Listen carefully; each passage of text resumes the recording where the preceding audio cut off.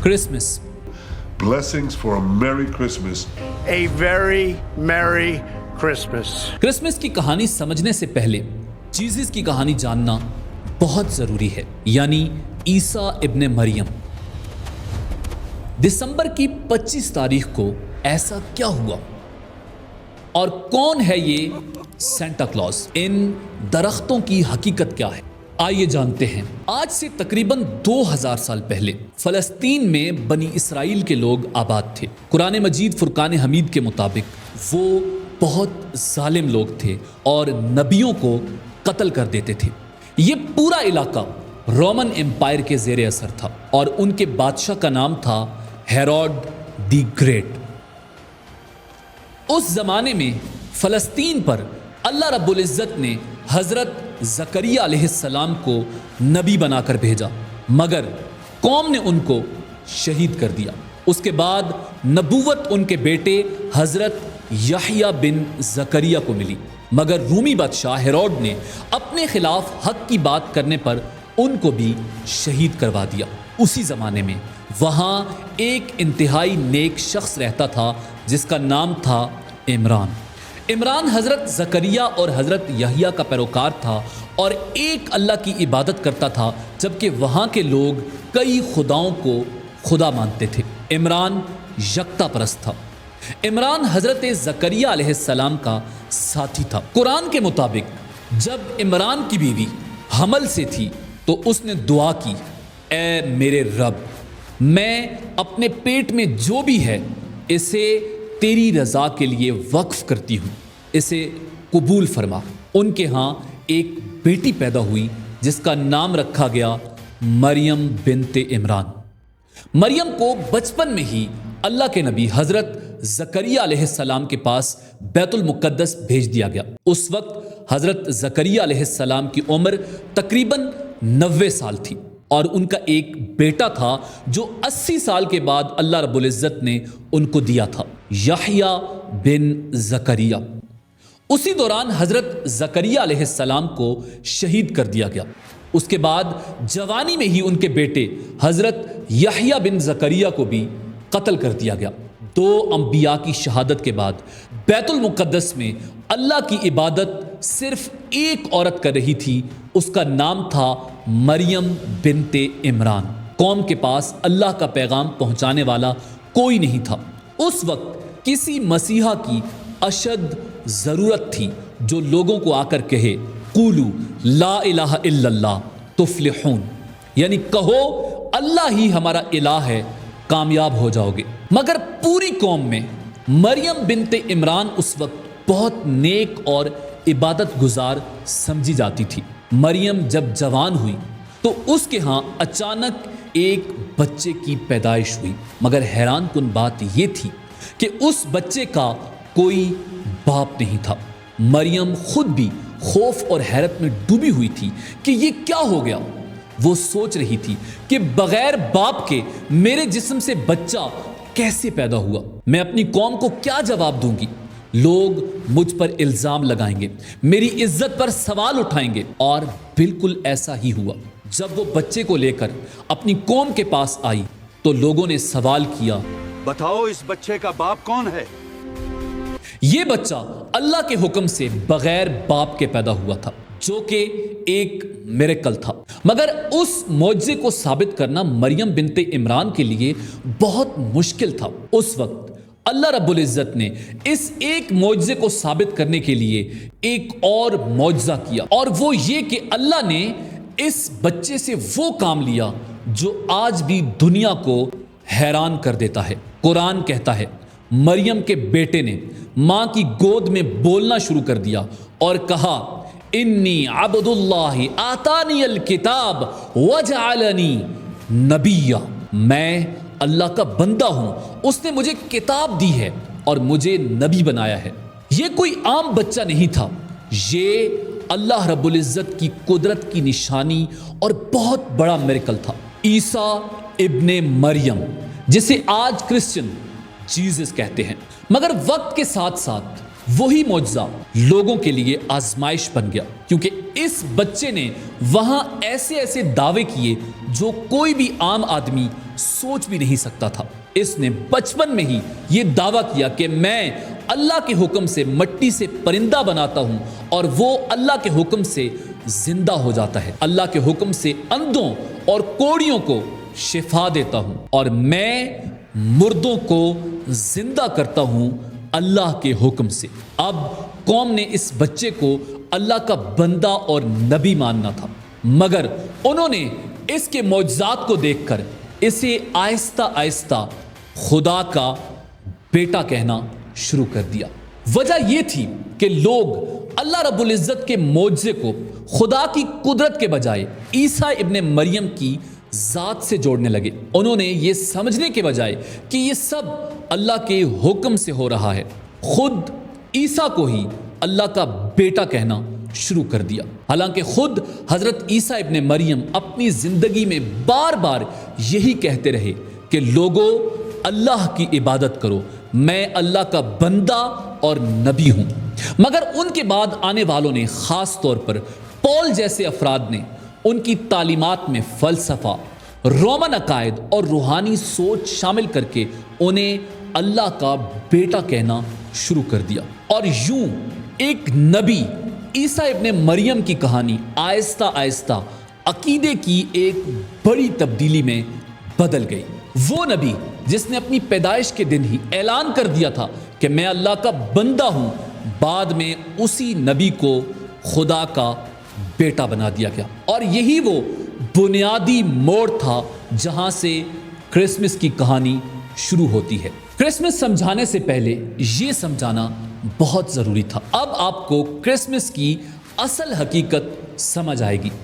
ایک ایسا نبی جو 2000 سال پہلے بغیر باپ کے پیدا ہوتا ہے اور گود میں بولتا ہے، مردوں کو اللہ کے حکم سے زندہ کرتا ہے اور اندھوں اور کوڑیوں کو شفا دیتا ہے، مگر پھر ایک دن اچانک لوگوں کی نظروں سے اوجھل ہو کر آسمان پر اٹھا لیا جاتا ہے، اور اس نبی کے نام پر آج پوری دنیا ایک ایسا تہوار مناتی ہے جس میں اربوں ڈالرز خرچ ہوتے ہیں، درخت سجائے جاتے ہیں، شراب بہتی ہے، موسیقی چلتی ہے، ایک سرخ لباس والا کردار بچوں کو تحفے دیتا ہے، اور خود اس نبی کی اصل تعلیمات کہیں پس منظر میں چلی جاتی ہیں۔ کرسمس کو عام طور پر 25 دسمبر کو حضرت عیسیٰ ابن مریم کی پیدائش کے دن کے طور پر منایا جاتا ہے، یعنی برتھڈے آف جیزس، مگر نہ قرآن میں، نہ کسی صحیح حدیث میں،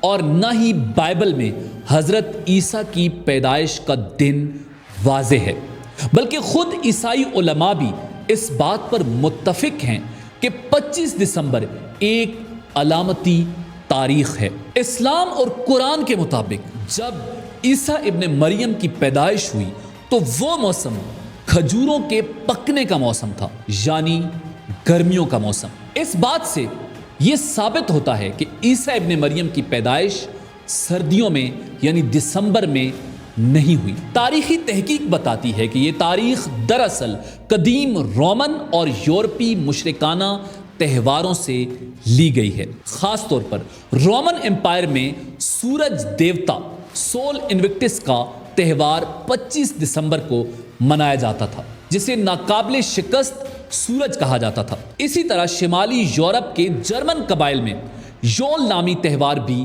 منایا جاتا تھا، جو موسم سرما کے اختتام یعنی دسمبر کے آخر میں منایا جاتا تھا۔ جب عیسائیت یعنی کرسچینٹی یورپ میں پھیلی تو کلیسا نے ان مشرکانہ تہواروں کو ختم کرنے کے بجائے ان پر عیسائیت کا لیبل لگا دیا تاکہ لوگ آسانی سے نئے مذہب کو قبول کر لیں، اور یوں حضرت عیسیٰ ابن مریم کی پیدائش کو 25 دسمبر کے ساتھ جوڑ دیا گیا۔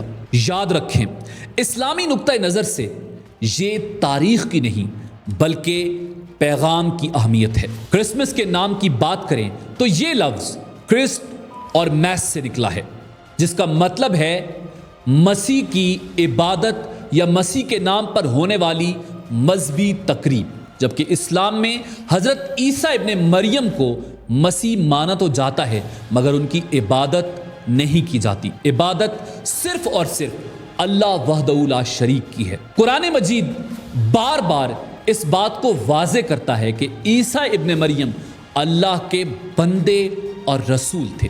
اب اگر ہم حضرت عیسیٰ علیہ السلام کے دور کی سیاسی اور سماجی صورتحال کو دیکھیں تو اس وقت فلسطین اور اس کے آس پاس کے علاقے رومن امپائر کے زیر نگین تھے۔ رومی حکمران مشرک تھے اور کئی دیوتاؤں کو مانتے تھے۔ جرمن عیسائی جن کا آج بعض لوگ حضرت عیسیٰ کے دور سے غلط طور پر تعلق جوڑ دیتے ہیں، دراصل اس زمانے میں یورپ کے شمالی علاقوں میں آباد تھے۔